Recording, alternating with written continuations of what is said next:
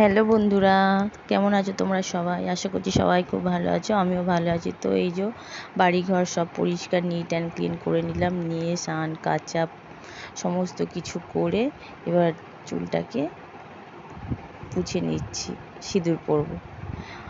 আসলে অনেকটা সকাল থেকে বাড়ি ঘরে হাত দিয়েছিলাম, আর বুঝতেই পারছো ঘর বাড়ি ঝাড়াঝাড়ি করতে গেলে কতটা সময় লাগে। তো সমস্ত কিছু হয়ে গেছে করতে করতে, তাই এখন 4:45টার মতন বাজে। এই সবে সমস্ত কিছুটা কমপ্লিট হলো। ঝাড়াঝাড়ি কাচা পোচা মাজা তো সব হয়ে গেছে, শুকাতেও দিয়ে দিয়েছি। তারপরে চুলটা আঁচড়ে নিয়ে সিঁদুর পরে নিলাম, নিয়ে 1 কাপ চা খেলাম। খেয়ে দিয়ে বসলাম, বসে একটা ভিডিও এডিট করলাম আর একটা রিলস ছাড়লাম। তারপরে এবার লেগে পড়লাম আমার কাজে। তো দেখো আমার ছেলে কি ড্রয়িং করছে সেটা তোমাদের দেখাচ্ছে। তো চলো আমি এখন গুছিয়ে নিই।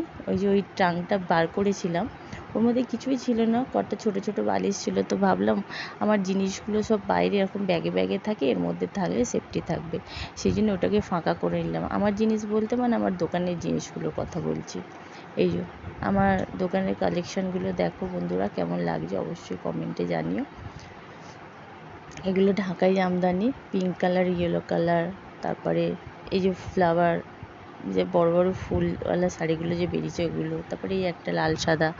তো যাই হোক, নানা রকম ভ্যারাইটিস শাড়ি আছে।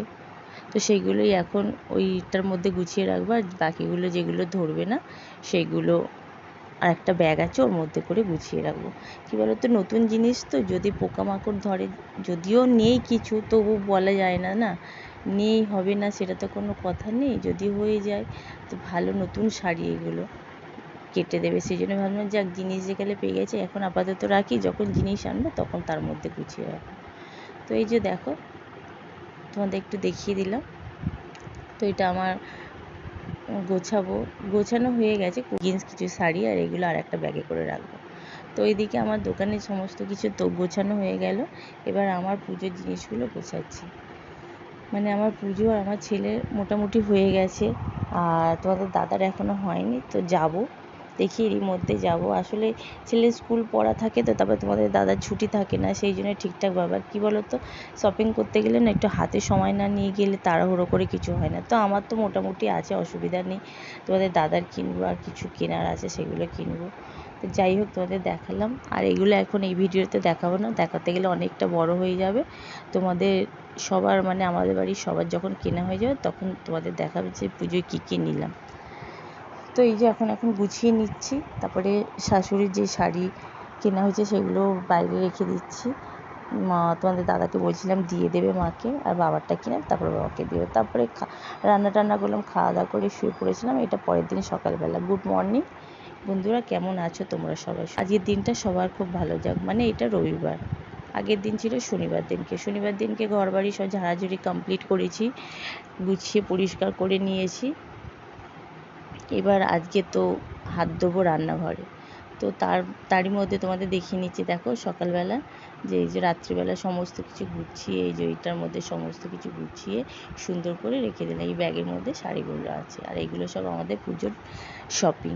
আমাদের আমার আর আমার ছেলে, এখনও তোমাদের দাদার হয়নি বললাম। তো চলো, গতকালের জামা কাপড় কিছুই শোকায়নি, জল ঝরে গেছে। তো এগুলো আগে রোদে দেবো, তারপরে ঘরের কাজে হাত দেবো। তো তার মধ্যে ঘরের বিছানাগুলো একটু গুছিয়ে নেবো। তো তোমাদের চলো দেখাই এক ঝলক। রান্নাঘর পরিষ্কারে হাত দিয়ে দিয়েছি, কিছু জিনিস বার করে ফাঁকা করে নিয়েছি, চিমনিটা এখন পরিষ্কার হচ্ছে।